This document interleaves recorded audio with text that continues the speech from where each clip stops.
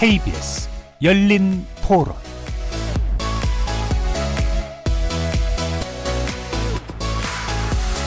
안녕하십니까. KBS 열린 토론 정준희입니다.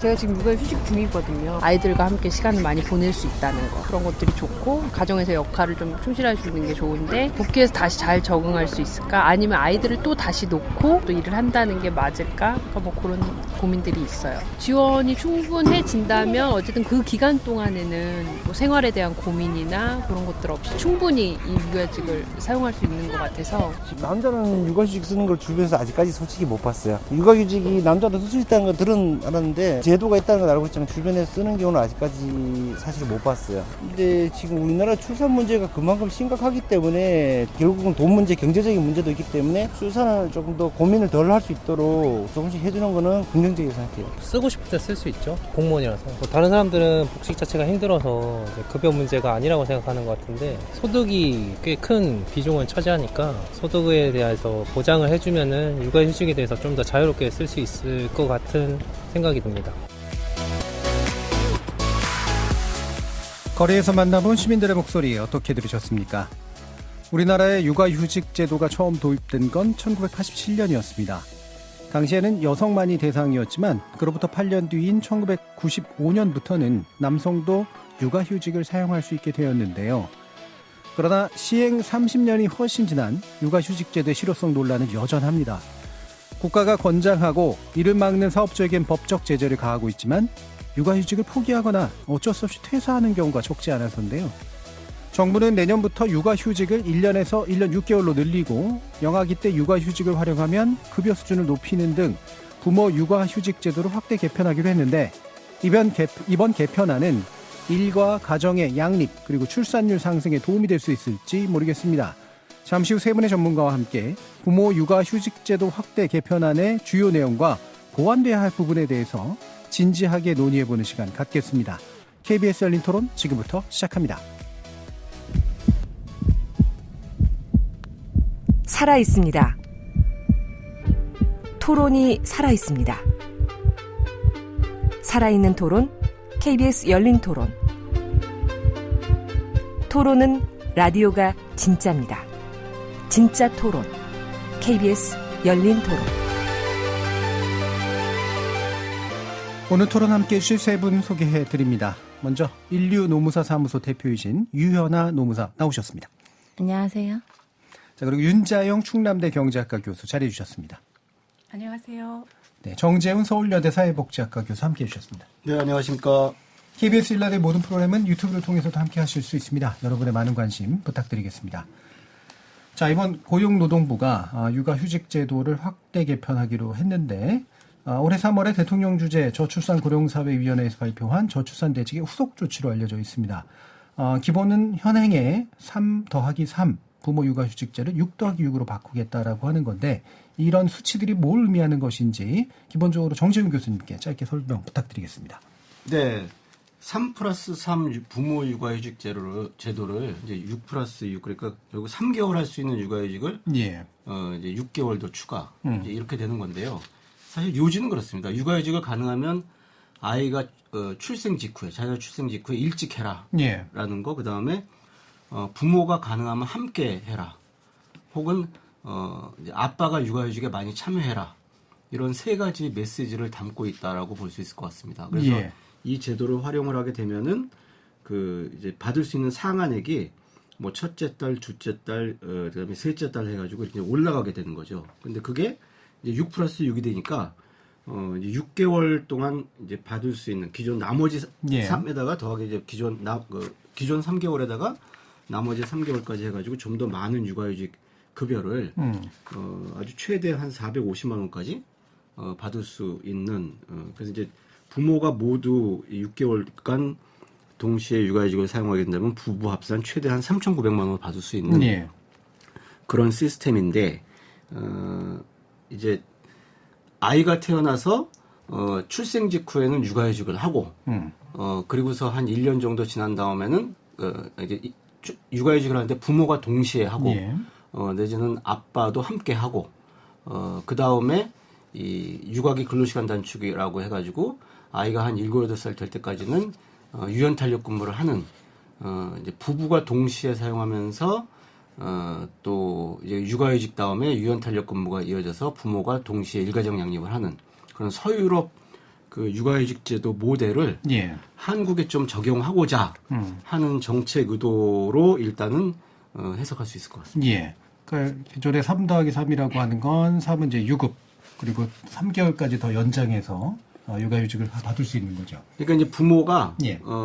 이제 석 달을 그 엄마가 먼저 하고 그다음에 아빠가 나중에 하든지 예. 순차적으로 내지는 이제 동시에 하든지 그러니까 결국 이제 부모가 함께 한다는 육아휴직을 이제 그런 의미가 있는 거죠. 예. 예, 그렇게 해서 연속으로 할 경우에 엄마만 따로 하고 아빠만 따로 하고 아니라 이제 그럴 경우에 좀 더 육아휴직 급여를 많이 주겠다. 예, 예, 예. 이제 이런 의도인데 숨은 의도는 사실은 이제 아빠의 육아휴직 참여 확대. 예, 예. 예, 그걸로 볼 수 있을 것 같습니다. 예. 그래서 요 기본 골자가 되는 내용들 뒤에서 이제 이게 좀 어느 정도의 실효성을 가질지는 좀 이따 짚어보고요. 정 교수님께서 얘기해 주신 내용 가운데 좀 유연하게 이제 근로시간을 쓸 수 있는 그런 것까지 포함하면 꽤 이제 선택의 폭이 좀 넓어지도록 했다라고 말씀을 주셨는데 이게 이제 이른바 육아기 근로시간 단축 제도인데 이 부분 유연한 의원님께서 좀 설명해 주실까요? 네. 그 앞에서 이제 말씀 설명해 주셨던 부분은 이제 좀 지원금을 확대하겠다. 육아휴직에 대한 그런 내용인데 일단 지금 현재는 육아휴직을 1년을 쓸 수가 있어요. 네. 그리고 추가로 육아기 근로시간 단축 제도도 1년을 활용을 할 수가 있는데 만약에 육아휴직 기간 1년을 내가 다 사용하진 않고 6개월만 사용을 한다 하면은 그 남은 6개월은 또 추가로 1년 6개월을 육아기 근로시간 단축 제도로 예. 활용할 수 있는 게 지금 현행 법입니다.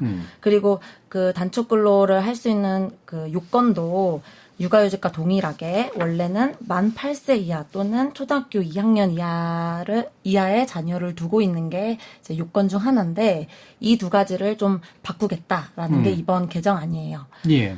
일단 초등학교 2학년 자녀였는데 이제는 초등학교 6학년 자녀까지 좀 육아기 근로시간 단축은 좀 활용할 수 있게 활용 기간을 늘려주겠다라는 거고 그리고 보통 육아휴직 1년, 육아기 근로시간 단축 1년을 활용할 수 있었는데 예. 이거를 6개월 사용하면 똑같이 6개월을 그 육아기 근로시간 단축으로 활용할 수 있었잖아요. 예. 근데 이번에는 그 육아휴직 기간 단축된 것만큼은 2배를 해서 육아기 근로시간 단축 제도를 활용하게 해주겠다. 예. 그러니까 육아휴직을 6개월만 썼다. 그러면 6개월이 남잖아요. 그러면은 1년을 더 플러스해서 2년을 예. 육아기 근로시간 단축 제도를 사용할 수 있게 하겠다는 거고요. 예. 육아휴직을 안 썼다라고 하면 1년에 곱하기 2가 되니까 예. 2년에 기존 1년 더해서 최대 3년 동안은 육아기 근로시간 단축 제도를 활용할 수 있게 하겠다라는 게 이제 제도의 취지입니다.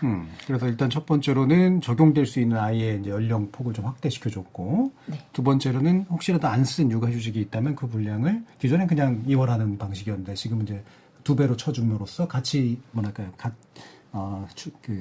일종의 이제 그것이 가지고 있는 것의 값을 좀 넓혀주는 예, 그런 효과를 좀 유도했다 이렇게 이제 말씀하실 수 있을 것 같습니다. 이런 게 이제 뭐 전반적으로 보면 기본적으로는 현재 육아휴직 제도를 좀 더 크게 잘 사용할 수 있도록 만들어준 취지인 것 같긴 한데 이 부분에서 혹시 윤 교수님 의견 주실 거 있으실까요? 전반적인 총평 같은 거. 예. 네. 정재욱 교수님부터 평이라고 써 있어서. 제가 좀 할게요. 또. 아니요, 제가 하겠습니다. 네. 예. 몇 가지 이번에 나온 정부 개편안은 사실 크게 기존과 예. 달라진 건 없습니다. 기존에 그 여러 정부에서 일관되게 추진해왔던 어떤 급여율의 인상이라든가 아니면 육아휴직 사용 기간의 확대라든가 아니면 그다음에 육아휴직을 이용하지 않는 대신에 근로시간 단축을 하도록 한다든가 그런 방향으로 제도를 좀 더 확대해 달라는 것이 사실 여성들의 많은 부모들의 요구였기 때문에 예. 그런 방향으로 이제 가고 있다는 점에서는 크게 달라지지는 않았던 거 이제 같은데 일부 이제 이 제도의 실질적인 혜택을 받을 수 있는 계층이 아무래도 안정적인 일자리, 고소득, 그 부모 일 경우가 있을 수 있어서 예. 그 저소득층이나 아니면 영세 중소기업 사업장에 다니는 근로자들은 그냥 제도만 좀 더 좋아졌구나. 예. 실제적인 체감으로 이어지는 데는 좀 한계가 있을 것 같다는 생각이 듭니다. 그러니까 이제 전반적으로 어쨌든 뭐 방향 자체는 필요하나 실질적으로 이 제도 혜택을 받을 수 있는 정말 필요한 사람들은 못 받고 정규직의 일특정 소득 수준이 좀 높은 사람들이 오히려 이제 더 많은 혜택을 더 크게 받는 이런 식으로 되기 때문에 생기는 문제가 있다라는 한계점을 주로 지적해 주셨는데 정재훈 교수님 어떤 촉변 주실까요? 네, 뭐 대기업 중심, 뭐 공공기관 중심, 그다음에 고소득자 중심 육아휴직 제도의 지금 현재 한계, 예. 뭐 그게 바뀌는 건 없어요 사실. 그런데 이제 그 우리나라 육아휴직 제도가 다른 나라랑 다른 점은요. 다른 나라는 부모 단위 육아휴직 제도를 합니다. 네. 부모 단위로 뭐 육아휴직을 14개월을 해라. 그럼 그 중에서 부모들이 나눠가지고 뭐 7개월 하든지 이제 이런 식인데 우리는 개인 단위 육아휴직 제도로 시작을 했어요. 네. 실질적으로 육아휴직 제도로 시작한 게 2001년부터 유급으로 하면서 시작했는데 근로자가 아이를 낳은 근로자가 육아휴직을 할 수 있다라고 하다 보니까 엄마 1년, 아빠 1년이 된 거죠. 네. 그래서 기간은 OECD 회원국 중에 이제 최고 수준인데 실제 부모가 아이를 함께 키운다라는 메시지를 던지지 못한 거죠. 예. 그래서 이거는 사실은 이제 육아휴직 제도 기존의 문제를 극복했느냐 안 했느냐라는 그런 초점에 맞추기보다는 어차피 못 하고 있는 거예요. 네. 여러 가지 문제상. 근데 이제 부모가 함께 하라.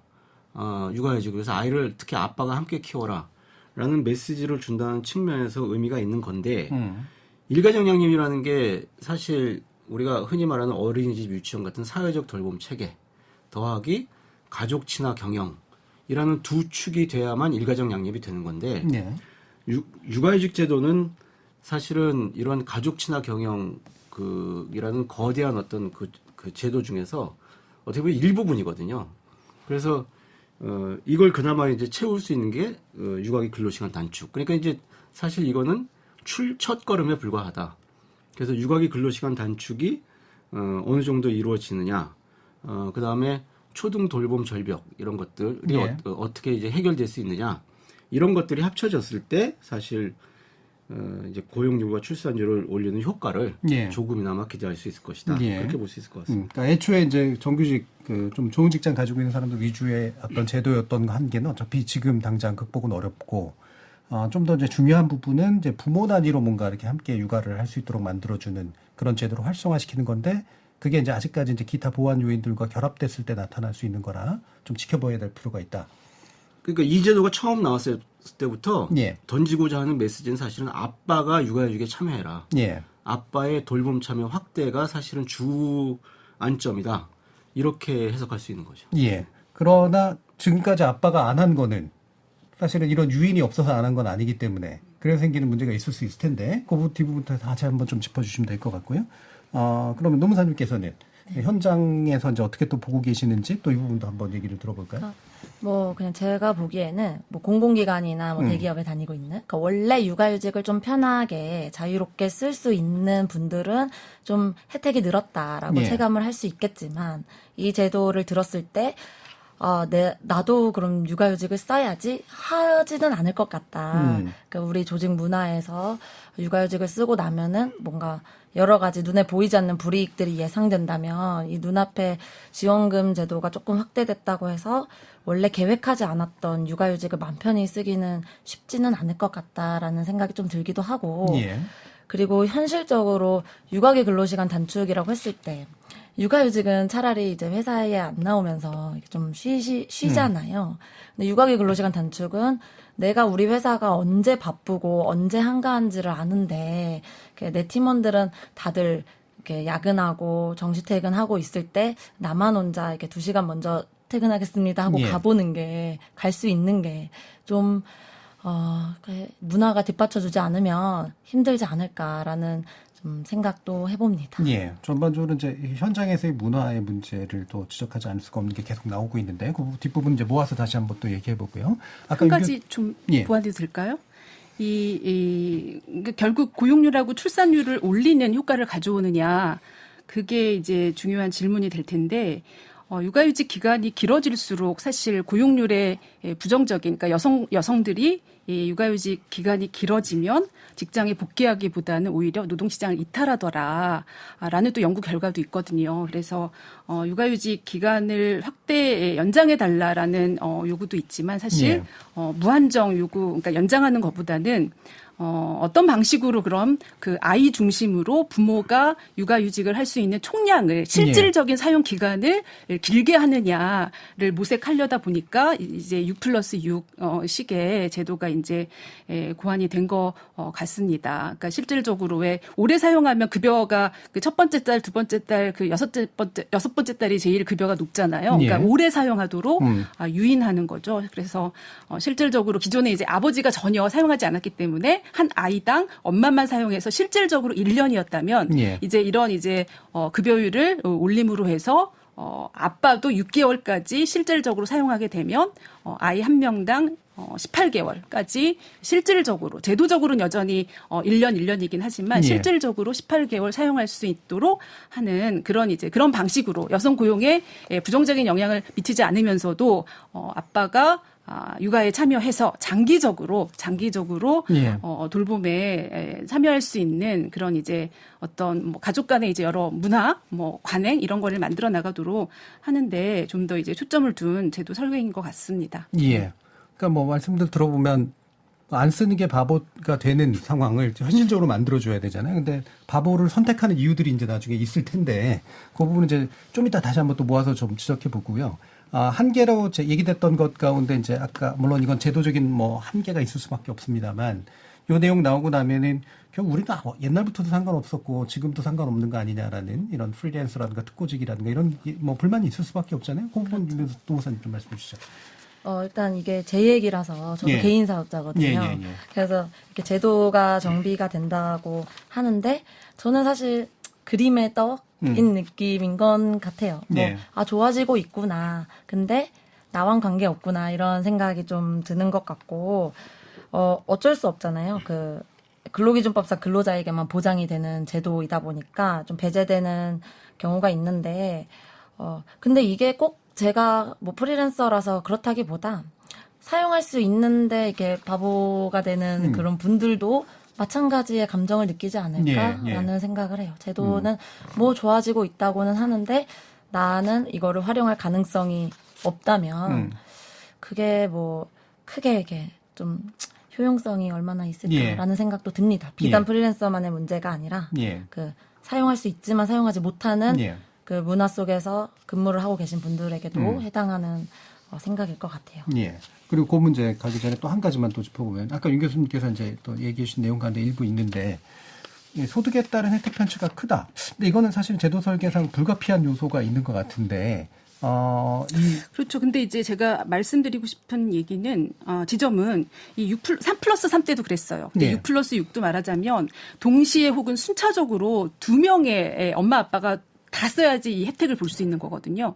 그러면 엄마뿐 아니라 아빠뿐 아니라 엄마도 같이 육아휴직 제도를 활용할 수 있는 그런 직장에 다녀야 된다는 얘기죠. 그러니까 그게 소득 편차하고는 어떤 관련이 있는 건가요? 그러니까 뭐 대규모 정규직, 뭐 공공기관 공무원은 아무래도 소득 수준이 높은 그런 이제 그 사업장에 다닐 가능성이 크니까 그럴 수 있는 거죠. 그러니까 그렇죠? 이게 직접적으로 소득이 영향을 미친다기보다는 소득이 좀 높은 데를 다니는 사람들이 안정적이고 좋은 직장을 다니니까 결과적으로 부모 모두 쓸 가능성이 높은 거라서 결과적으로 생기는 편차다. 그리고 상한이 높아지니까 고소득, 그러니까 원래 이제 아빠들의 사용률이 저조했던 이유는 대체율이 낮아서 육아휴직을 가게 되면 고작 뭐 상한 옛날에 뭐 150만 원일 때 200만 원 이렇게 좀 차츰차츰 올라가긴 했지만 가족 생계비가 이제 안 되는 거죠.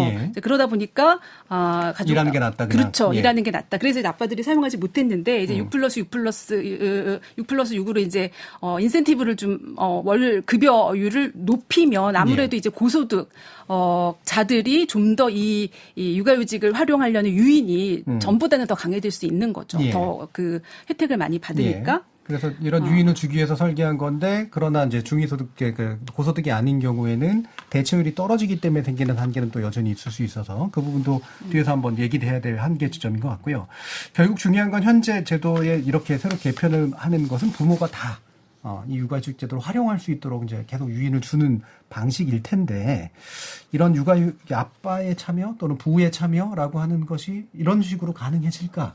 어떻게 판단하십니까? 뭐 큰 변화를 보기는 어려울 거라고 봅니다. 네. 하지만 그 안에서도 이제 어쨌든 남성들이 육아휴직을 못하고 안 하던 이유 중에 하나가 물론 직장 문화나 직장 구조 이게 제일 크죠 사실. 예. 승진에서 불이익이 있다라든지 기업이 달가워하지 않는 육아휴직을 이제 나서서 할 수 없잖아요. 그렇죠.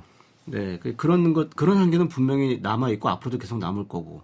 근데 또 이제 그런 의미에서는 사실 아빠 육아휴직제가 활성화될 것 같지는 않을 것 같고. 그런데 이 소득 대체율이 어쨌든 높아진 거예요. 예. 그래서 또 남성 육아휴직 이 저조한 이유 중에 하나가 그런 이제 낮은 육아휴직 급여 수준. 예. 그것 때문에 또 못하는 남성들이 있었는데 이제 이런 남성들 입장에서는 육아휴직을 할 수 있는 유인이 생겼다. 네, 네. 그래서 이제 그 부분을 고려하면은 뭐 활성화라기보다는 뭐 이제 소득 상실 부분이 좀 상쇄가 되기 때문에 아빠의 육아휴직이 다소 늘 수 있겠다. 예. 이렇게 전망할 수 있겠죠. 예. 그러니까 소득 수준이 좀 높은데 아예 되게 너무 적게 받게 되는 상황 때문에 못하는 사람들에 대해서만큼은 어느 정도 효과는 기대할 수 있겠다. 네. 그럼 현실을 좀 짚어주시죠. 현재 남성이 이렇게 육아휴직에 참여하는 비율이 어느 정도 되는 겁니까? 고용노동부에서 발표하는 통계가 있는데 그걸로 보면은 남성 육아휴직자 비율은 계속 늘어나고 있죠. 예. 그래서 예. 뭐 4명 중에 1명이다. 뭐 지금 뭐 2022년 통계로 28.9% 나와요. 육아휴직자 중에 이제 아빠의 비율이죠. 그러니까 이제 10명 중에 3명 정도 육아휴직하는 사람 10명 중에 3명이 아빠, 7명이 엄마다라고 이야기를 하는데 이게 이제 우리 현실을 어떻게 보면 착시 현상을 불러일으키는 거다. 이제 이 통계를 보면은 아빠들의 육아휴직이 늘고 있구나라는 건데 이 통계는요 육아휴직 사용자 수잖아요. 네, 예. 그 제도가 생겼으면은 제도는 어차피 확대되는 거고 이용자 수가 늘어나는 건 맞죠. 그러니까 2001년에 25명인가 시작했다가 지금은 뭐 한 18만 명 가까이 예. 이제 하는 이제 그런 상황이 됐단 말이에요. 그 다음에 거기서 아빠들의 숫자가 늘어난 건 맞죠. 하지만 중요한 건 육아휴직 권리를 가진 부모들 중에 육아휴직을 얼마만큼 할 수 있느냐. 이제 그게 중요한 거 아니겠습니까? 예. 이제 그렇게 보니까 여러 가지 그래서 다른 개념의 통계가 있습니다. 그래서 방금까지 이야기한 거는 이제 육아휴직 사용자 수, 그다음에 그 중에 아빠의 비율인 예. 거고, 뭐 예를 들면 그 해에 태어난 출생아 100명당 뭐 육아휴직을 한 엄마의 비율, 아빠의 비율, 뭐 그런 식으로 따지면은 엄마들은 예를 들면 2019년이 이제 가장 최근 통계로 제가 잡히는 게 있는데 21.4% 예. 엄마가 예. 아이 하나당 출생아 100명당. 100명당. 네. 예. 그 다음에 아빠는 1.3. 예. 뭐 그러니까 굉장히 엄마도 아빠도 특히 아빠는 거의 육아휴직에 참여하기 어려운 상황이다라는 거고 출생아 부모의 육아휴직 사용률이 이제 누적이 되는 게 있지 않겠습니까? 네. 예를 들면 8년 안에만 사용하면 되니까. 근데 예를 들면 2010년 태어난 아이 부모들 같은 경우에는 뭐 아빠들은 0.2% 사용률이 나오고 뭐 어쨌든 아빠들은 지금 한 4~5% 수준. 예. 그래서 이제 엄마들은 뭐 분할하고는 어쨌든 한 번씩 걸치는 게 한 60% 이상은 넘어가요. 예, 예. 그러니까 이제 엄마들은 결국 10명 중에 한 6명 정도가 그래도 언젠가는 육아휴직을 한다. 예. 아빠들은 10명 중에 한 4~5명이 아니 100명 중에 100명 중에 100명 중에 4~5명이 육아휴직을 한다. 그래서 사실상 한국의 남성들은 육아휴직을 할 수 없는 상황이다. 예. 일단 이렇게 말씀드립니다. 예. 그러니까 사용하는 남성들은 어쨌든 숫자는 늘어나고 있는 건 맞으나 비율적으로 보면 실질적으로는 거의 여전히 참여하지 여전히, 않고 있는 네, 이제 그런 상태인데. 네, 참고로 독일처럼 독일 같은 나라들이 지금 한 아빠 비율이 한 50%까지 왔어요. 예. 유럽에서는 좀 높은 수준은 아닙니다. 예. 그러면 이렇게 그 부의 참여가 여전히 저조한 상태는 아까 소득 대체 문제라든가 이런 부분을 원인을 짚으셨지만 기타의 원인들, 문화적인 거나 기타의 어떤 것들이 있을 텐데 혹시 윤 의무사께서는 어떤 부분을 적혀 주실 수 있을까요? 일단 뭐 남성분들이 육아휴직에 관심을 참 많이 갖고 있다라는 거는 좀 체감을 예. 해요. 이게 예. 문의도 많이 들어오고, 그리고 불이익을 당했다라고 호소하는 게 예전에는 뭐 여성분이 만났다고 하는데 저는 오히려 요즘은 남성분들 상담이 굉장히 많거든요. 최근에 좀 기억이 나는 거는 남성분이 이제 육아휴직을 쓰겠다고 이제 신청을 하니까 이제 회사에서 조용히 이제 불러서 요즘 경영이 너무나도 안 좋다. 예. 그래서 그 육아휴직을 쓸 생각을 했으면 육아를 좀 전념을 하고 좀 이직처를 알아보고 좀 예. 그- 일단 쉬면서 알아봐라. 네. 예. 이렇게 얘기를 해서 정말 곰곰이 고민을 많이 해서 예. 사직서를 결국에 쓰셨대요. 내가 민폐를 끼치는 것 같은 마음에. 그래서 육아를 몇 달 하다가 이제 나중에 이제 이직도 해봐야 되니까 이제 구인 공고를 보는데 이전 직장에서 내가 했던 직무에 채용 공고를 낸 거를 보고 이거를 어떻게 대처할 수 있는 방안이 없느냐라는 상담이 오기도 했고 예. 그리고 이제 육아휴직을 쓰고 복직을 해서 정말 2년간 그동안 육아휴직을 쓰는 동안 내가 좀 뒤처졌던 그 부분이 있으니까 2년간 정말 열심히 해서 뭐 전사에서 손에 꼽히는 정도로 뭐 표창도 받고 이렇게 했는데 결국에는 그 승진평가제도에서 배제가 되면서 예. 승진이 누락되고 그러면은 이분은 그냥 내가 지금 당장 승진이 누락됐구나라고 생각을 하는 게 아니라 나의 이 회사에서의 전반적인 커리어가 무너졌다라고 예. 생각을 하는 거거든요. 그러니까 1년의 육아휴직이 내 평생의 이 커리어와 소득에 영향을 미치는구나. 예. 예. 라니까 그런 거를 체감을 했을 때에 느끼는 그 상실감은 뭐 정말 너무 크죠. 정말 뭐 병원도 다니시고 예. 할 정도로 그거를 옆에서 지켜보면서 저는 정말 이게 출산율 0.7%의 나라에서 허용이 될 수 있는 문화인가? 라는 생각이 좀 많이 들었던 것 같아요. 예. 그 안타깝기도 예. 하고 결국에는 뭐 경쟁이니까. 예. 그리고 뭐 이제 소득 문제지만 회사에 얘기를 했더니 그럴 바엔 차라리 퇴직해라라고 하는 유명의 압력이 있고 오더라도 이제 승진에서 누락되고 마는 결국 말씀대로 1년의 휴직이 나의 평생의 커리어를 망쳐버렸다라는 그런 절망적인 상황에 부딪히는 경우들 사례로 얘기해 주셨는데요. 좀 뭐 이거 참 심각한 문제인데 윤 교수님 혹시 뭐 어떤 요인들이나 다른 부분들 짚어주실 게 있을까요?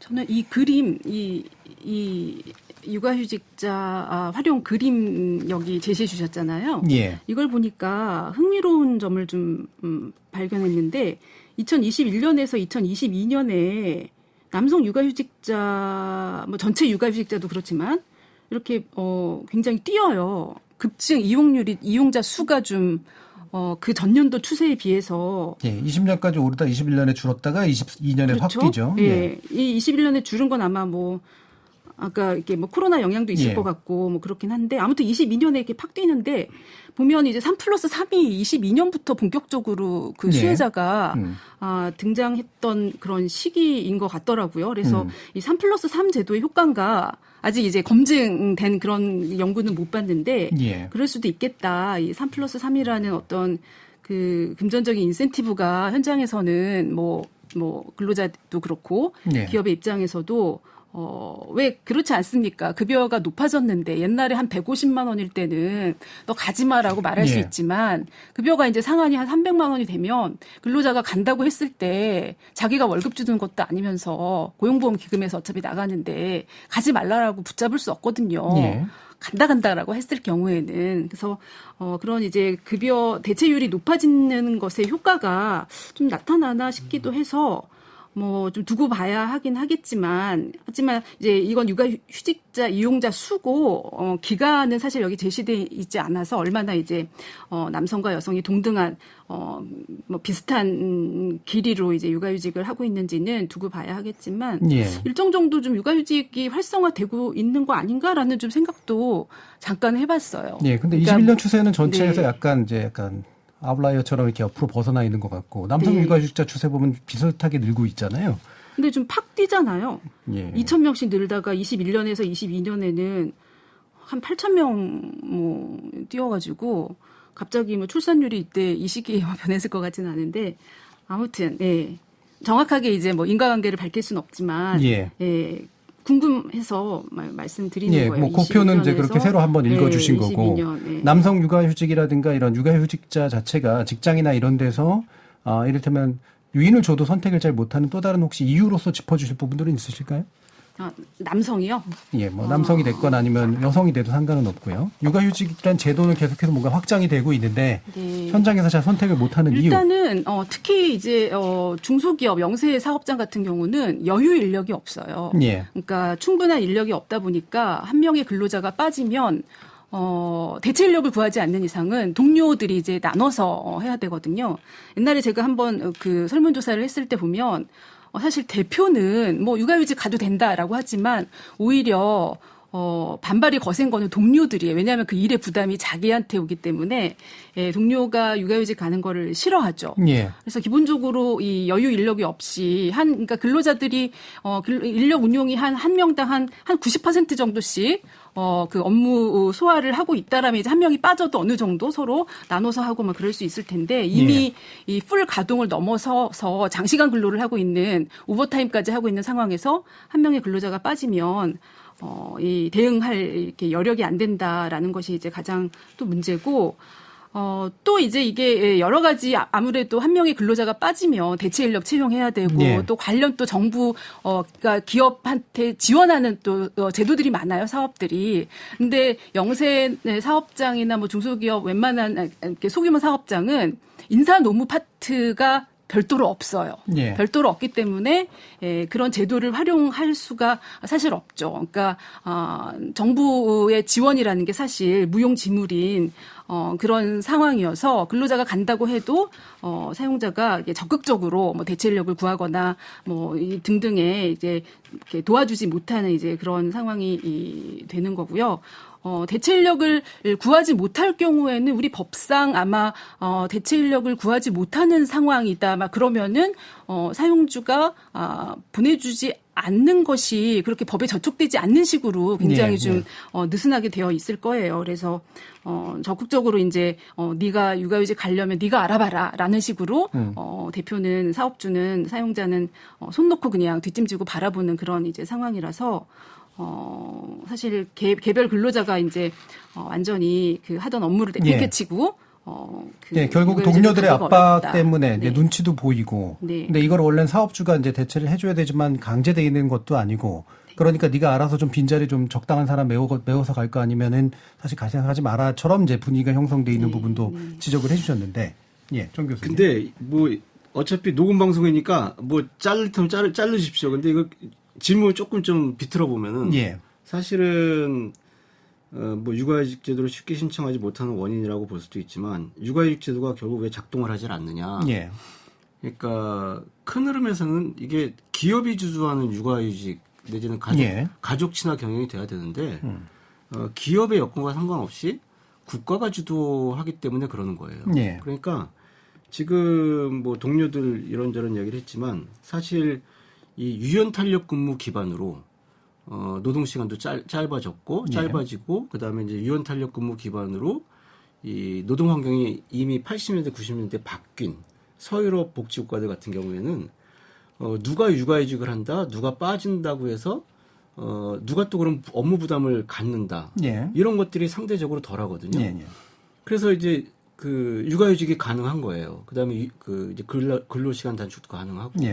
그런데 우리는 이런 어떤 그 유연 탄력 근무 기반의 어떤 노동 환경 이런 것들이 이제 조성이 안 돼 있다 보니까 그다음에 노동 시간은 길고 그러니까는 동료들의 부담, 뭐 이제 이런 이야기들이 나오게 되는 거죠. 한마디로 말해서 이 노무 관리가 시스템 자체가 아직은 후진적이다. 예. 그렇게 볼 수 있고, 그러니까는 이런 가운데 사실 이 사람이 육아휴직 하겠다, 사람이 없는데 아쉽잖아요. 그럼 이 사람을 붙잡아야 될 거 아니에요. 예. 붙잡기 위해서 가족 친화 경영을 해야 되는 건데 지금 우리나라 상황에서는 그럼 또 나가. 그렇죠. 그리고 다른 사람을 뽑든지 자동화로 간단 말이에요. 예. 큰 흐름에서는. 그러니까 이 전문 노동력 중심 생산이 아니에요. 그래서 한국 산업 구조의 체질에 이건 문제가 있는 거다. 예. 그래서 기업 경영 체질에 문제가 있는 거고, 그래서 유연 탄력 근무 기반 오랜 기간에 거친 유연 탄력 근무 기반의 유연 탄력 근무에 기반한 어떤 그 인력 관리 내지는 노무 관리의 노하우, 그 다음에 전문 노동력 중심 생산. 예. 이제 이런 것들이 안 돼 있기 때문에 육아휴직 제도 자체가 국가 주도로 갈 수밖에 없고, 기업이 아쉬울 게 없으니까. 그래서 결국은 이제 제도가 제대로 작동하지 않는 것이다. 예. 이렇게 이야기할 수 있죠. 예. 결국에는 이제 기업 주도라고 하는 건 기업이 노무 관리의 노하우를 충분히 가지고 있어서 유연성을 높였다 줄였다 하는 그런 과정들을 유연성을 가지고 이제 뭔가 해야 되는데 그게 그냥 국가가 그냥 강제하는 방식으로 이제 대체가 돼버렸다라는 말씀이시잖아요. 그러니까 육아휴직 제도를 포함한 예. 가족 친화 경영이 기업이 아쉬워서 해야 예. 이게 작동을 하는 거지. 기업은 지금 아쉽지 않은데 국가가 앞장서서 하다 보니까 결국 이제 뭐 육아휴직도 마찬가지고 이제 이런 문제가 생기는 것이다. 예. 이렇게 볼 수 있겠죠. 그러면 살짝 제가 궁금한 게 북유럽의 상황을 가지고 얘기를 해주셨는데 북유럽의 노무 관리가 유난히 뛰어나서 그런가요? 아니면 아니요. 기타의 북미나 이런 데도 이제 저는 이제 독일 사례를 예. 북유럽이 뭐라고 독일 사례 독일의 이제 가족 친화 기업 경영 이제 이런 데 가서 보면은 독일 사람들은 그런 이야기를 해요. 왜 한국은 누가 그만둔다, 이거 육아휴직을 한다, 뭐 단축 근무를 한다, 이래가지고 왜 다른 사람들이 그렇게 부담을 갖느냐? 예. 너네들은 노무 관리를 어떻게 하느냐? 예. 이제 이런 질문을 하는 거죠. 근데 이게 왜 그럴까 생각을 해보니까 한 80년대부터 뭐 주 38시간 노동, 예. 그다음에 이제 유연 탄력 근무 이런 것들이 노동 운동의 성과로서 정착이 됐단 말이에요. 그리고선 30-40년을 흘러오니까 돌봄 이슈가 아니더라도 그렇게 이제 누군가가 빠지면 누군가 대체하고 이제 이런 그 노무 관리의 노하우가 한 30-40년에 걸쳐 축적이 됐고 예. 그러다 보니까 이제 90년대 2000년대 들어서 이게 돌봄 이슈. 그래서 남자도 돌봐야 되겠다. 이제 돌봄 이슈로서 그냥 일찍 옛날에는 낚시하러 남자들이 나갔다면 축구하러 일찍 나갔다면 예. 이제는 이제 돌봄 이슈로 나가는 건데 그 틀이 변하지 않으니까는 이제 곧장 대처를 할 수가 있는 거죠. 예. 근데 우리는 그런 경험이나 이런 것들이 이제 축적이 안 된 상황이 아닐까. 예. 결과적으로 이제 노무 관리의 노하우는 네네. 이제 어떤 뭐 북유럽이 됐건 독일이 됐건 네네. 어쨌든 선진적인 국가들에서는 이미 어느 정도의 노하우를 가지고 이 부분을 관리해주고 있다라는 말씀이신데 그렇죠. 노무사님 말씀도 한번 좀 들어볼까요? 네, 일단 뭐 국가가 주도하는 육아휴직 제도이기 때문에 기업 눈치 보느라 이렇게 사용하지 못하는 거는 정말 공감이 되고 기업이 나서서 좀 가족 친화적인 경영을 좀 내세우면은 너무 이게 오히려 제도 활용 방안이 훨씬 더 제도 활용을 양껏 할 수 있을 것 같다는 예. 생각이 강하게 들고 그리고 뭐 근로시간 유연화도 있지만 일단 인력 자체를 너무 좀 아까 윤자영 교수님도 말씀하셨던 것처럼 한 명이 부담하고 있는 그 노동 강도가 100이라고 하면은 거의 90에서 100 정도를 1인이 부담을 예. 하고 있으면 인력이 한 명 빠지면은 대체를 할 수 있는 여유가 동료 근로자들에게도 없는 거거든요. 결국엔 이런 구조적인 거나 시스템적인 문제가 이 육아휴직을 활용하는 내 옆에 동료한테 손가락질을 할 수밖에 없는 상황이 마련이 되는 거예요. 네. 그 동료의 입장도 충분히 이해가 가고요. 수행해야 될 업무의 양은 정해져 있는데 내가 평상시 한 70에서 80%의 노동 강도로 근무를 하고 있다면 잠깐 이렇게 동료가 자리를 비워도 좀 감수할 수 있을 만한 이제 희생이 될 텐데 그게 아니라는 거죠. 지금 현재는. 예. 아무리 나의 동료지만 이 사람이 빠짐으로 인해서 대체 인력을 구해주면 감사하고 근데 구한다 한들 이 사람의 그 숙련된 노동력을 대체할 수는 없거든요. 결국엔 대체 인력을 채용한다는 거는 그것도 기간제 근로자를 채용한다는 예. 거예요. 그러면은 그 노동의 인력의 질이 일단 기존 인력과 차이도 나고 그리고 구해지지 않는 경우조차도 많고, 특히나 중소기업 같은 경우에는 만성적으로 인력난에 시달리는데 예. 대체 인력으로 기간제 근로자를 구한다라고 했을 때 이게 쉽지가 않은 거거든요, 사실. 예, 예. 그래서 그런 문제들이 참 근로자들 간에도 참 갈등이 있는 것 같아요. 육아휴직을 쓰는 사람도 눈치 보이고, 동료들도 힘들고, 미워하고 싶지 않지만 미워하게 되는 예. 그런 좀 구조적인 문제나 문화적인 문제가 있는 것 같습니다. 예. 뭐 이런 기업의 노무 관리의 측면에서 사실 상당히 좀 뒤처져 있는 그런 부분들을 주로 또 얘기를 해주셨는데, 혹시 윤재환 교수님 보시기에는 또 기업이 또 기업 나름대로 사연 내지 어려움, 고충 뭐 이런 것들도 있다라고 판단하시는? 기업의 입장에서 일단 뭐 대체 인력 관련해서 계속 얘기를 하면 예. 특히 이제 영세 기업이나 중소기업 사업장일수록 사실 우리가 대체 인력을 구한다고 함은 기존에 있던 근로자가 육아휴직을 가게 될 근로자가 할 일을 정확하게 대체할 수 있는 업무 능력을 갖춘 사람이 와야 되잖아요. 예. 근데 영세 사업장, 소규모 사업장일수록 이 대체 인력을 찾기가 어려워요. 그러니까 단순히 뭐 사람이 없다라는 것이 아니라 딱 맞는 업무 능력을 갖춘 사람을 찾기가 어려운데 그 이유는 우리나라는 기본적으로 직무 중심으로 인력을 채용하는 그런 노동시장이 네. 아니거든요. 그러니까 사람 하나를 놓고 그냥 그 사람한테 이 일도 시키고 저 일도 저것도 시키고 하고. 그렇죠. 그러니까 그게 규모가 작은 사업장이면 더 예. 강하다는 거예요. 그러니까 그 한 사람이 많은 일을 하고 있는데 그 사람을 대체할 누군가를 찾는 게 이제 너무 어려운 거죠. 그래서 그런 이제 부분이 있기 때문에 사업주 입장에서는 누군가 나간다, 그러니까 육아휴직을 간다고 했을 때 그 사람을 대체할 인력을 예. 기간제로 뽑기도 또 어려운 상황이 되는 거예요. 중소기업이기 때문에 또 아무도 안 오려고 하잖아요. 그런데 임금도 별로 낮은데 이거 뭐 1년 계약직이야라고 누가 오겠냐 이런 말씀을 하시더라고요. 네. 그러니까 공고를 낼 때는 결국은 또 정규직, 상용직으로 낼 수밖에 없다. 왜냐하면 기간제로 내면 아무도 안 올 것이기 때문에 그래서 상용직으로 이제 뽑게 되죠. 이제 문제는 상용직으로 들어오면 이제 그 사람이 이제 일을 잘할 경우에는 예. 이제 상용직이니까 정규직이니까 또 뭐 마음대로 함부로 내보낼 수는 없지 않습니까? 그러니까 이제 육아휴직을 간 사람이 다시 복귀했을 때 이제 문제가 또 생길 수 있는 거예요. 업무 배치에 네. 관련해가지고. 그러니까 그런 과정에서 이제 또 육아휴직자가 갔다 온 사람이 이제 뭐 기존 업무에 배치되지 못하는 경우도 발생하고 그러다 보면 또 직장을 이제 퇴사하게 되는 이제 문제도 생기고 예. 이제 사업주 입장에서는 다 이제 포용하고 싶겠지만 사실 그러기가 이제 어려운 그런 현실적인 이제 문제도 있고 하는 것 같습니다. 예. 그러니까 우리나라가 이제 사람 하나 뽑아서 그 사람한테 이 일 시키고 저 일 시키고 하면서 이렇게 그냥 승진시켜 가는 그런 과정으로 이제 노무 관리를 하기 때문에 생기는 이 기능 위주의 어떤 대체 근로조차도 좀 어려운 측면들까지도 지적을 해주셨고요.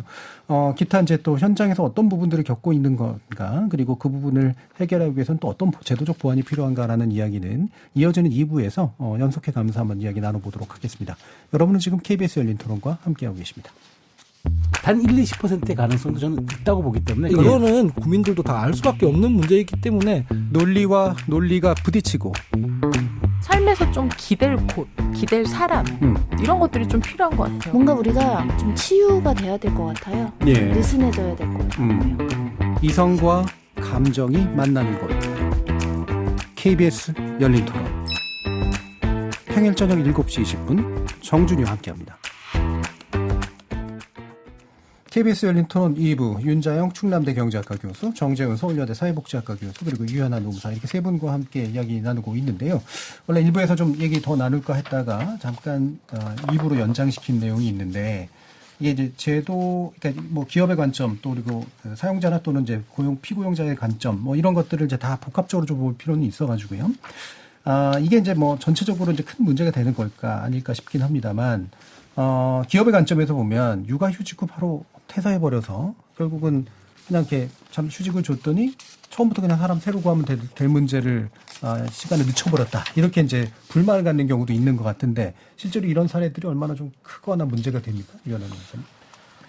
글쎄요, 그런 제가 아까 이게 방송 들어오기 전에 처음 들어보는 예. 용어를 들었는데 육아휴직 중이라고 아이고, 하면서 용어가 아니네요, 그거는. 그냥 비하하는 비하 용어죠. 네.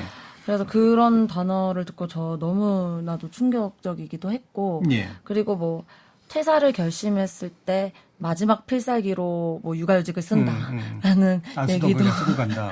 그렇죠. 이렇게 쓰고 퇴사를 한다라는 그런 것들이 있는 것 같아요. 그러니까 예. 본인의 권리를 행사하는 거지만 그리고 또 이게 육아휴직 지원금을 받다가 복직을 하지 않으면 그 지원금을 좀 덜 받는 그런 게 있어요. 그런데 그거를 내가 포기하면서도 어쨌든 복직을 하지 않는다라는 예. 거는 뭐 개인의 선택이다라고 볼 수도 있는데 이제 또 남아있는 근로자 동료들은 예. 입장에서는 그래 육아휴직 복직하는 날까지만 우리가 좀 참자 하고 이제 과중한 업무를 참고 예. 하고 있었는데 복직하지 않겠다고 하니 그것도 골치가 아프고 근데 또 복직을 오히려 못하게 하는 회사도 있는 거죠. 애초에 정규직을 채용하기 위해서. 그러니까 참 복합적으로 기업마다 기업이 처한 상황에 따라서 복합적으로 문제가 되는 것 같아요. 육아휴직을 하고 복직을 하고자 하는데 뭐 사직서를 쓰고 나가라 차라리 이렇게 얘기하는 문제가 있는 거고 또 나갈 거면은 그냥 나갔으면 좋겠는데 예. 굳이 육아휴직을 쓰고 복직할 것처럼 하더니 안 하고 나가더라 이런 이제 회사의 고충도 있는 거고 예. 그런 게 좀 갈등이 많은 것 같아요. 예. 이 부분 어느 정도로 이해하는 게 좋을까요, 선생님? 근데 이제 제도가 예. 정말 많은 사람들이 사용하면서 이런 오남용 사례가 정말 증가한다. 예. 이러면 좀 심각한 문제로 생각할 수 있겠지만 지금 워낙 제도 자체 활용도도 낮은데 예. 저희가 이제 이런 일부 사례를 가지고 너무 이렇게 좀 침소봉대한다고 하나요? 예. 그럴 필요는 없지 않을까 그런 생각이 듭니다. 예. 제도 운영 과정에서 이제 언제나 있을 수 있는 부산물도 네, 네, 있는데 네, 네. 예, 어느 정도인지 실태 파악도 좀 필요한 부분인 것 네, 같기도 네, 하고요. 네. 혹시 윤 교수님 이 부분 얘기해 주실 수 있을까요? 저는 육아휴직을 사용하는 근로자도 그렇고 기업도 그렇고 예. 왜 이런 일이 발생하는지, 그러니까 육아휴직하고 바로 퇴사하는 근로자가 많아지게 되는지를 양쪽 다 좀 예. 돌아봐야 되지 않을까라는 생각이 듭니다. 왜냐하면 근로자 입장에서도 사실 권리이긴 하지만 이 우리가 지니는 이 보편적인 권리를 많은 사람들이 잘 사용하고 그러려면 좀 책임감이 좀 있어야 될 것 같은데 현장에서 들어보면 사실 정말 그 사용주의 애를 태우는 근로자들도 있는 것 같더라고요. 예. 복직한다. 그냥 이렇게 얘기를 딱히 뚜렷이 안 하고 언제 하겠다라는 얘기도 안 하고 그냥 돌아와서 그냥 이따가 딱 그냥 퇴사하고 그러면 사실 기업주의 입장에서도 난감하죠. 업무 공백이 생기니까. 그래서 그런 부분 적어도 좀 약간 협조적인 자세라고 해야 되나?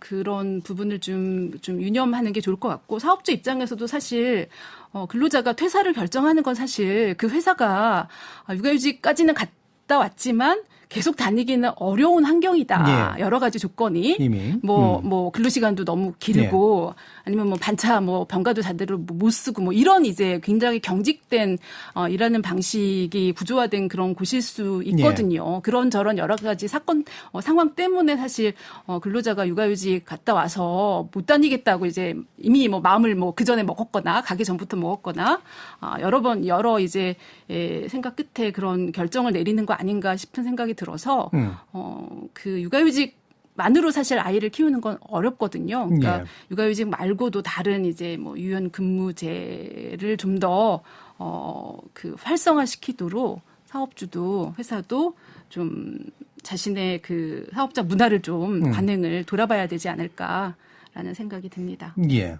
그러면 또 한 가지, 뭐, 요거 연관해서이기도 할 텐데요. 그러니까 한편으로는 물론 당연히 이제 그걸 사용하는 사람도 고민해야 되고, 그걸 또, 운영하는 기업도 고민을 해야 되는 부분이긴 하지만, 우리가 이제 기업 주도로 안 이루어지다 보니, 결국 국가 주도 관점에서 보면 제재가 실제로 가느냐 안 가느냐도 이제 기업이 굉장히 중요한 전략적 행위의 운영을 구성하잖아요.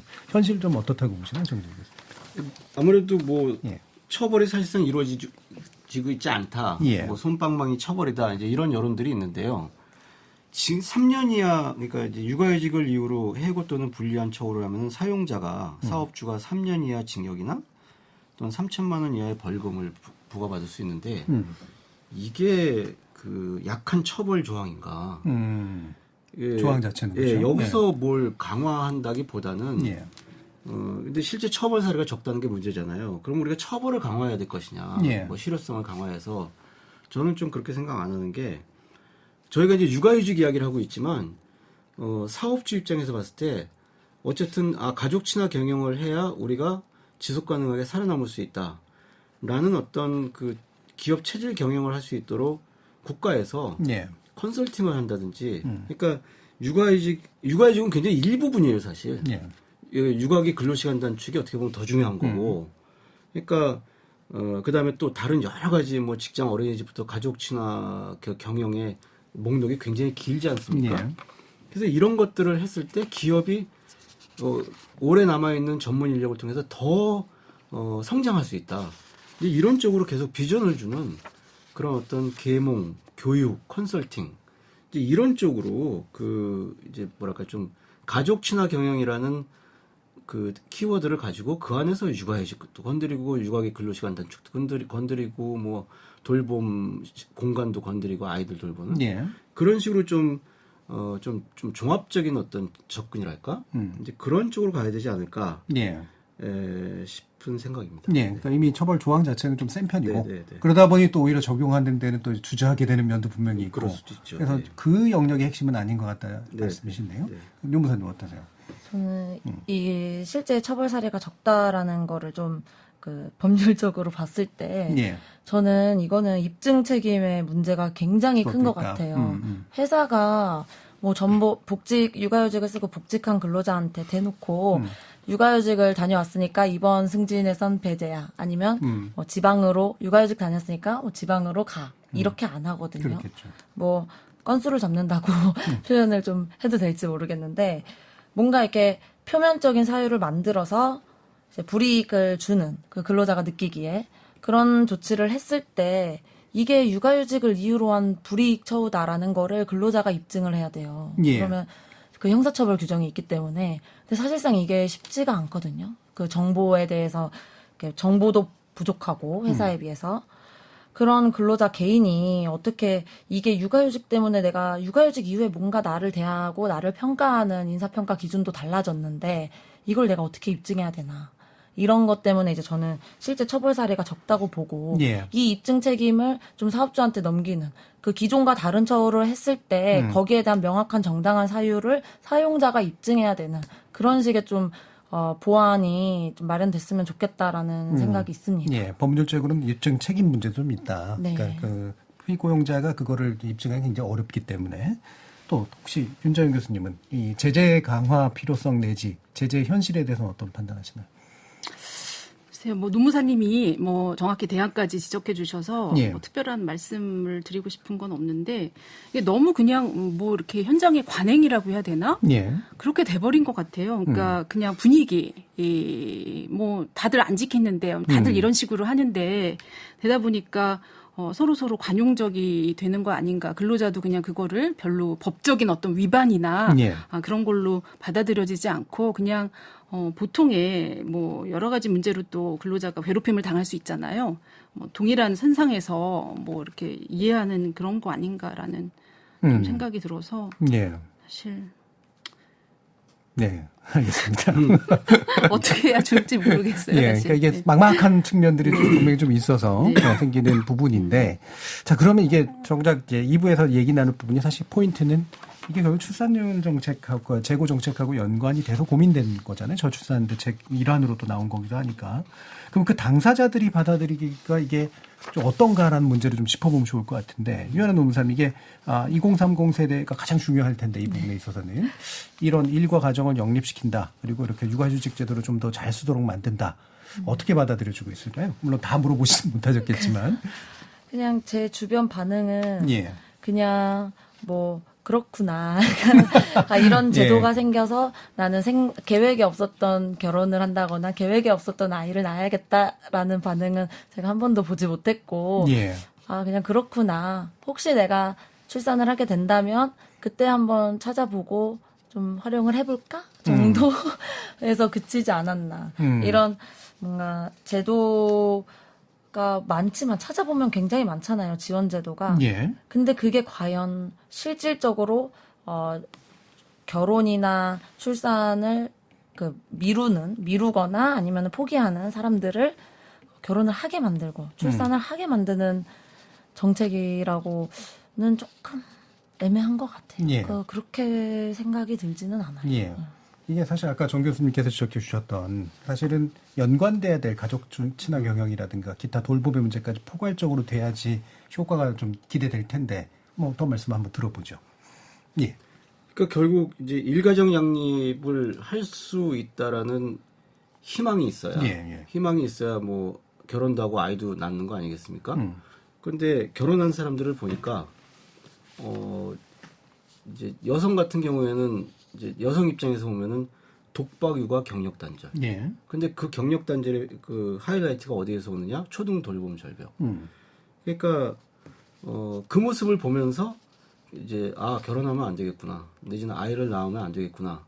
이제 이걸 이제 소위 말해서 청년 세대들이 보는 거 아니겠습니까? 네. 그다음에 이제 기혼 가족 같은 경우에도 하나만 낳고 더 이상 안 낳는다든지. 그러니까 이런 일가정 양립을 가능케 하는 그 커다란 두 축을 그런 이제 돌봄의 문제, 집에서의 돌봄의 문제와 노동과의 내가 일하는 직장과에서의 문제 이런 식으로 본다면 결국 초등 돌봄 절벽이라는 장애가 있고 그다음에 이제 가족 친화 경영에서 우리가 그 계속 육아휴직을 이야기한다는 것 자체가 참 가족 그 환경이 척박하다. 그러니까 사실은 굉장히 많은 목록들이 있는데 그 중에 가족 친화 경영의 여러 가지 가족 친화 경영 자체가 되어야 그렇죠. 그래야 이제 희망을 갖는 건데 그 중에 뭐 한 10분의 1이라고 할까요? 그런 이제 육아휴직을 가지고 우리가 이야기를 하고 있는 거 아닙니까? 심지어 이제 육아휴직 가족 친화 기업 가족 친화 그 기업 인증 그 사업이 있잖아요, 여성가족부에. 그러면 우리나라에서는 정책의 속성상 한 번 그 정책이 도입이 되면요 평가를 받아야 돼요. 그러니까 공무원들 입장에서는 가족 친화 인증을 받은 기업 수를 계속 늘리는 게 목표죠. 근데 그게 주로 이제 육아휴직을 중심으로 해서 그 인증을 받은 기업 수는 해마다 늘어나요. 그런데 가족 친화 인증 업무를 가족 친화 기업 경영 업무를 담당하는 직원들조차도 예를 들면은 육아기 근로시간 단축이 무엇인지 모른다든지 제대로 적용을 못한다든지 그러니까 가족 친화 경영이라는 개념이 육아휴직으로 굉장히 협소화돼서 지금 논의되고 있는 이런 과정들이 존재하는 한 사실은 이제 일가정 양립에 대한 희망을 갖기가 이제 어렵다.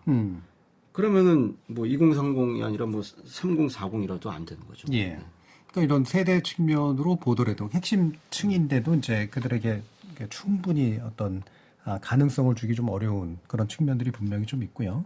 아까 또 언급된 것 중에 이제 소득 편차로 인한 그 문제도 또 지적되고 있는 건데 그러면 조금 더 좀 소득 대체가 좀 많이 돼야 될 그런 사람들에 대해서 대체율을 좀 높이는 방식들이 고려돼야 되는가라는 질문을 더 할 수 있을 것 같은데요. 윤정현 교수님 이 소득 측면에서 어떤 보완이 좀 필요하다고 보시나요? 이 육아휴직급여 소득 대체율 질문이신가요? 아니면 그 위에 저소득층에 대한 지원 확대에 관한 두 가지가 다 같이 고민하셔도 될 것 같은데요. 저소득층이 일단 문제라고 아까 얘기를 하셨으니까 저소득층에 대해서 어떤 정책들을 마련해야 되는가. 그리고 대체율을 그러면 어쨌든 밑에서부터 좀 높여주는 정책들을 써야 될 텐데 그럼 구체적으로 어떤 정책들을 쓰는 게 좋을 것 같으신가? 글쎄요. 저소득층이 물론 이제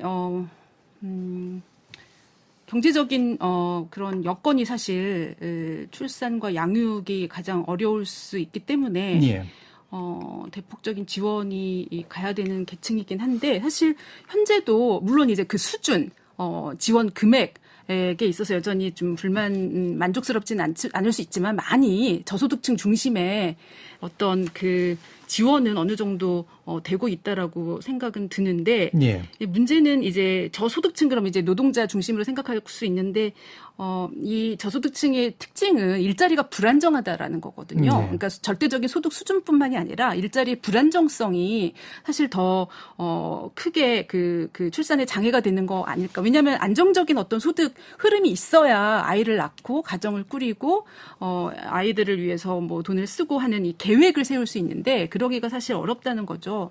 그래서 저는 특히 이제 저소득층 불안정한 일자리를 가지고 있는 계층에게 더 해당되는 내용이겠지만 일자리 여부와 상관없이 부모의 현재 일자리의 상태와 상관없이 이 아동에게 주어지는 그런 혜택들이 좀 대폭 확대되어야지 안정적으로 일자리가 없어도 사실 아이를 낳을 수 있어야 된다고 저는 생각을 하거든요. 예.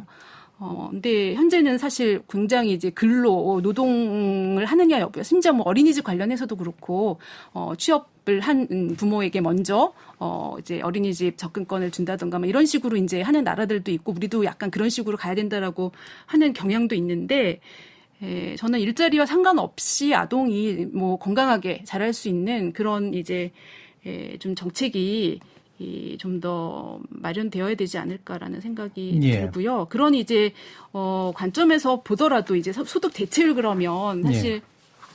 현재 이제 우리가 한 40% 정도 된다고 하죠. OECD 국가 중에서 낮은 편이라고는 하는데 소득 대체율로 따지면 사실 이게 이제 소득 대체율을 한없이 올리다 보면 사실 재정 부담을 생각을 안 할 수가 없는 거고요.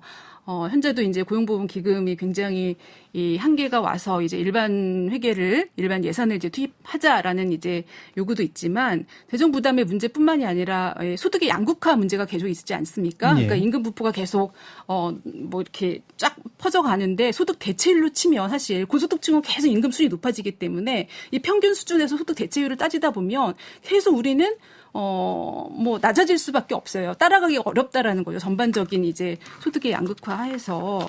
그래서 저는 소득 대체율 자체를 높이기 위해서는 이제 상한도 올려야 되겠지만 기본적으로 아까 이제 일자리에 상관없이 보편적인 이제 소득 보장의 맥락에서 꼭 육아휴직 급여만으로 육아휴직을 간 부모 가정의 생계가 유지되어야 될 필요는 없다라고 생각하거든요. 예. 육아휴직 급여는 하나의 소득의 원천일 뿐이고 육아휴직을 갈 수 없는 고용보험에 가입되어 있지만 정작 뭐 사업주가 못 가게 해서 아니면은 여러 이제 뭐 직무상의 특성 때문에 육아휴직을 가지 못하는 그런 근로자도 있을 수 있거든요. 그렇기 때문에 육아휴직 급여만은 무한정 올리는 것이 아니라 그냥 보편적으로 접근할 수 있는 뭐 아동 수당이라든가 가족 수당이라든가 그러니까 1차적으로 쫙 모든 아동이 있는 가구에 깔아주고 육아휴직 급여는 뭐 2차적으로 사회보험에 근거해서 기여한 네. 만큼 가져갈 수 있는 그러니까 모든 소득 원천을 가지고 가족 생계를 영위해야 된다고 생각을 하는 것이 타당하지 않을까. 그러니까 소득 대체율만 마냥 올린다고 해서 그게 이제 육아휴직을 뭐 근로자의 거의 100%가 사용하는 나라 예. 그리고 모든 부모의 뭐 거의 모든 부모가 다 근로자인 나라에서는 소득 대체율 올려도 되죠. 다 혜택을 받으니까.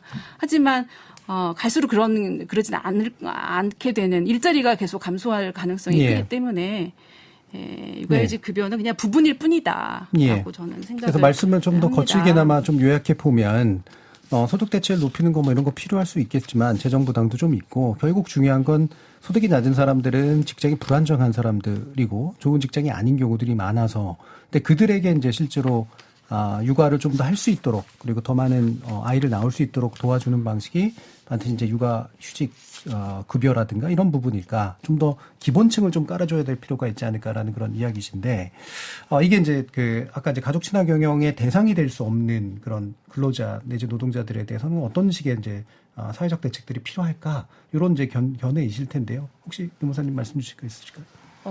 저는 가끔 예. 그런 생각을 했거든요. 육아휴직을 써야만 아이를 키울 수 있는 게 네. 어찌 보면 좀 문제가 되지 않을까? 내가 퇴근을 하고 집에 오면은 지금 아이를 낳지 않았는데도 힘든 상황이면 아이를 낳을 생각이나 할 수 있을까라는 생각을 좀 했어요. 육아휴직을 안 써도 좀 자유롭게 출퇴근을 뭔가 한다거나 아까 교수님께서 말씀하셨던 것처럼 가족 친화 경영이 좀 바탕이 되어 있고 조직 문화도 그런 예. 서로 배려하는 게 정착이 되면은 굳이 육아휴직을 안 써도 그 부모가 돌아가면서 좀 아이 하나는 케어할 수 있는 환경이 좀 보장이 되면 참 좋지 않을까라는 얘기를 제가 저희 사무실에서 농담 삼아 한 적이 있거든요. 예. 내 목표는 우리 모두가 육아휴직을 안 쓰는 거야. 막 이런 굳이 얘기를 육아휴직 안 필요 써. 없는. 네, 근데 이게 어떻게 보면 되게 무서운 말이잖아요. 네. 근데 그 뜻이 아니라 저는 뭐 아이를 회사에 저희는 인원수가 적으니까 예. 데려와도 되고 그렇게 우리는 했으면 좋겠다라고 제가 얘기를 했음에도 불구하고 저희 노무사님이 이제 다음 주 일요일에 결혼을 하시는데 예. 청첩장을 주시면서 이런 말씀을 저한테 하셨어요. 아직 아이 계획은 없으니까 너무 걱정하지 않으셔도 돼요. 이렇게 말씀을 하시는데 예. 제가 너무 좀 그 충격 신뢰를 못 주셨군요. 좀 충격을 받았거든요. 예. 그때 이게 그냥 이렇게 배려심일 수도 있는데 혹시나 그 내가 인력에서 빠지게 되면 우리가 힘들지 네. 않을까 이런 배려심에 하신 말씀이기는 하지만 또 그만큼 좀 너무 과로하거나 아니면 부담감이 과중하거나 이런 게 좀 문제가 있지 않나 예. 이런 생각도 합니다. 예. 그럼 또 이거하고 연관해서 이게 좀 쉽지 않은 문제긴 합니다만 비슷한 맥락에서 두 가지 좀 다른 이야기들이 또 나오는데 하나는 이거는 그러니까 이른바 정상 혼인 내지 이제 그 흔히 말하는 남녀 결합에 의한 혼인한 가정에서 아이를 낳고 거기에 대한 보장을 해주는 제도인데 그렇다면 결혼을 하지 않기로 선택한 그리고 또는 심지어는 결혼하지 않는데 이제 아이를 낳기로 선택한 이런 경우들에 대해서는 이제 분명히 사각지대가 생기는 거 아니냐 또는 역차별 같은 것도 있지 않느냐라는 그런 얘기도 있어서요. 이게 이제 각각의 정당성이 어느 정도인지 모르겠습니다만 기본적으로 이런 기존 가족 제도의 근거를 둔 그런 또 일종의 정책 구성이기도 하니까 이 부분에서 정재훈 교수님 좀 의견 좀 주실까요? 그러니까 이제 그 맥락에서 저희가 생각해 볼 수 있는 게 이제 한국 사회에서 지금 목소리가 높아지는 게 그 비혼 출산 예. 이야기 많이 나오잖아요. 그러니까 이제 OECD 국가 비혼 출산율이 뭐 100명 중에 뭐 45명, 40명대 수준이다. 그러니까 이제 아예 100명이 태어나면 그 중에 40명 정도는 이제 혼인 신고 안 한 아이들이다. 그다음에 뭐 프랑스 같은 경우에는 뭐 한 60명대. 예. 그러다 보니까는 한국에서 그 비혼 출산율이 좀 높아지면 좀 출산율이 높아지지 않을까 이제 이런 기대를 갖고들 그 말씀들을 하시는데 정말 절박하신 것 같습니다. 근데 아닙니다. 그러니까 그 OECD 회원국 평균으로 보면은 비혼 출산율이 높아지면서 그건 시대적인 흐름이니까 네.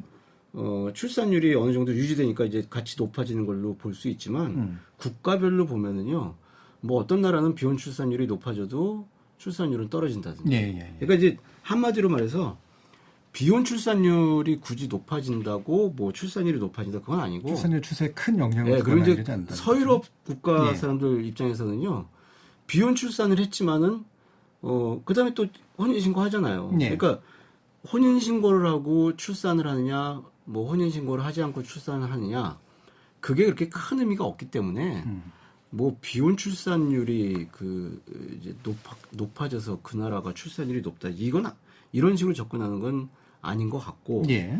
근데 이제 우리가 여기서 주목해야 될 것은 결국 아이 중심 지원이죠. 예. 혼인 신고를 했든 안 했든 아이를 낳으면은 아이를 중심으로 지원을 한단 말이에요.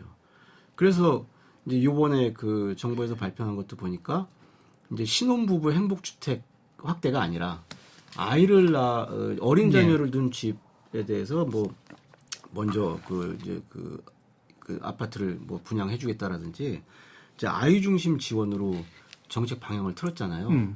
이제 이러면 되는 거예요, 사실. 예. 그리고 이제 일단 출발은 어쨌든 뭐 그냥 혼인 신고 안 하고도 살면서 이제 동반자로서 예. 그 지위를 인정받는 거니까 그래서 뭐 생활 동반자법 이야기 나오지 않습니까? 예.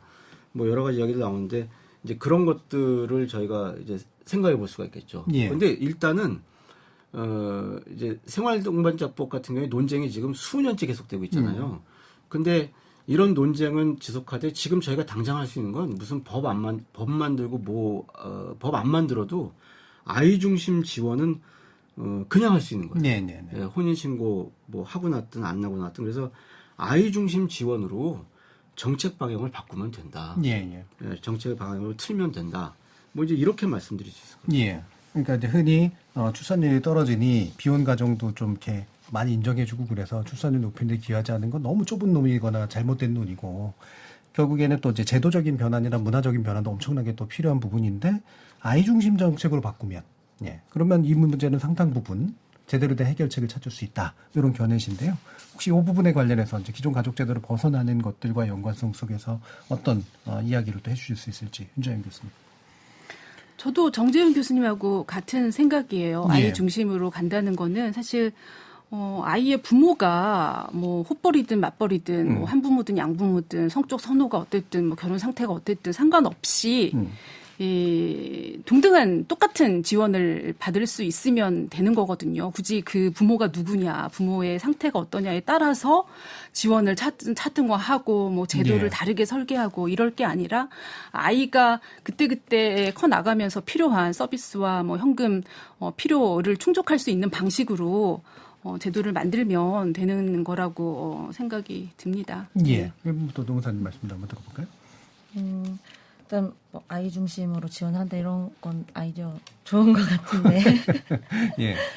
근데 뭐 조금 다른 거는 저는 이렇게 뭐 비혼 가정이나 뭐 비혼 출산 이거를 막 확 이렇게 막 거부감이 엄청 있지는 않는 것 같아요. 예. 그냥 너무 저희는 순서가 명확하잖아요. 일단 아이를 낳으려면은 일단 결혼을 해야 되고 네. 또 결혼을 하려면 좀 연애를 해야 되고 예. 연애를 하려면 내가 그래도 어느 정도 좀 사회적인 직장도 로 이렇게 있고. 보여지는 게 좀 있어야 되고 그러려면 뭐 대학도 가야 되고 그러려면 예. 공부도 해야 되고 예. 역산이 이런 되는 거죠. 네, 너무 이렇게 단계가 명확한 게 그 끝이 출산이고 예. 이제 육아다.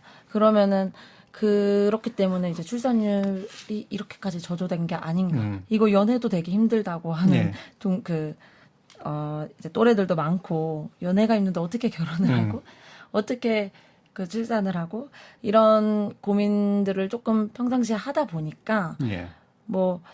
그냥 그리고 뭐 시댁과의 불화 이런 것들도 이제 결혼을 하면 고민을 하게 되잖아요. 그런 것 때문에 한 번쯤은 제 또래들은 이런 생각을 좀 해보지 않았을까라는 예. 생각을 합니다. 예, 현재 저조한 출산율이라든가 또 육아에서 어려움이라는 건 결국은 앞에 있는 모든 어려운 문제를 풀고 난 다음에 결국 답이 나오는 문제이니까. 네, 최종 단계. 예, 그래서 앞에 있는 어려움들을 조금이라도 좀 완화해주고 풀어주는 것들은 좀 필요하지 않을까 이런 고민이시네요. 자, 그럼 이제 마무리할 시간인데요. 오늘 뭐 육아휴직 문제로 주로 제도 개선 측면에서 얘기를 했습니다만 결국은 이제 기업의 노무 관리 방식 그리고 또 정부의 이제 정책 추진 방향 그리고 어떤 정책 수요자나 대상자에 대한 좀 더 깊이 있는 이해 이런 것들이 좀 복합적으로 다 필요한 거고 인식 개선도 또 이루어져야 되는 부분이라고 보이는데요. 관련돼서 또 마지막으로 한번 오늘 또 미처 못하신 말씀이 있거나 또는 더 하고 싶으신 말씀이 있다면 한번 마지막으로 들어보도록 하겠습니다. 한 1분 정도씩 들어볼까요? 먼저 유현진 노무사.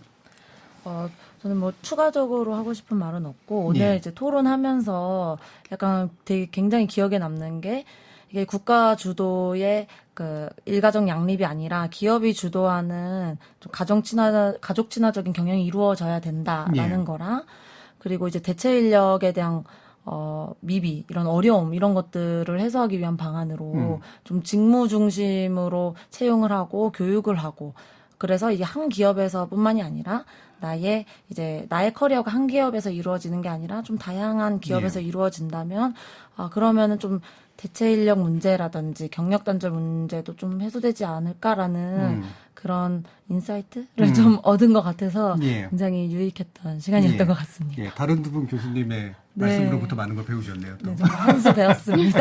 알겠습니다. 자, 정재훈 교수님. 네, 육아휴직은 이제 첫걸음이다.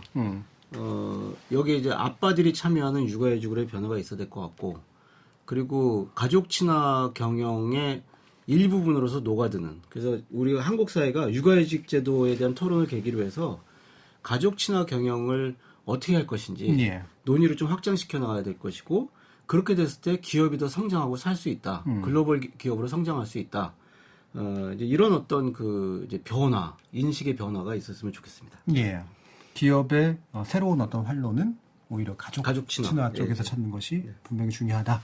또 윤자영 교수님.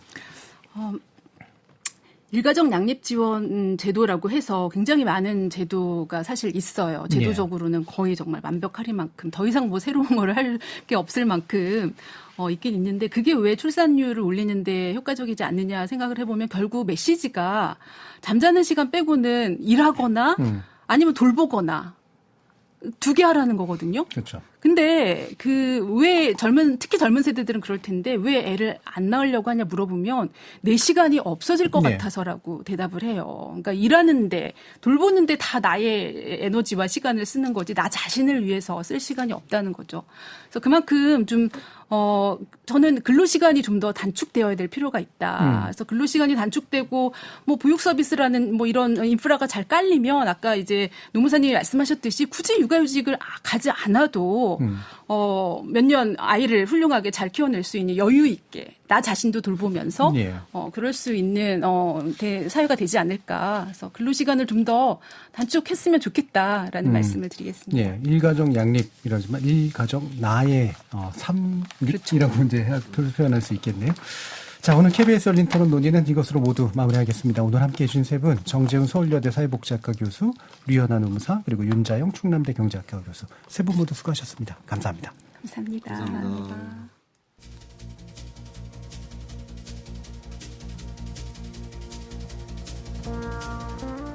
출생아 수 감소에서 가장 중요한 문제는 그 추세와 속도일 겁니다.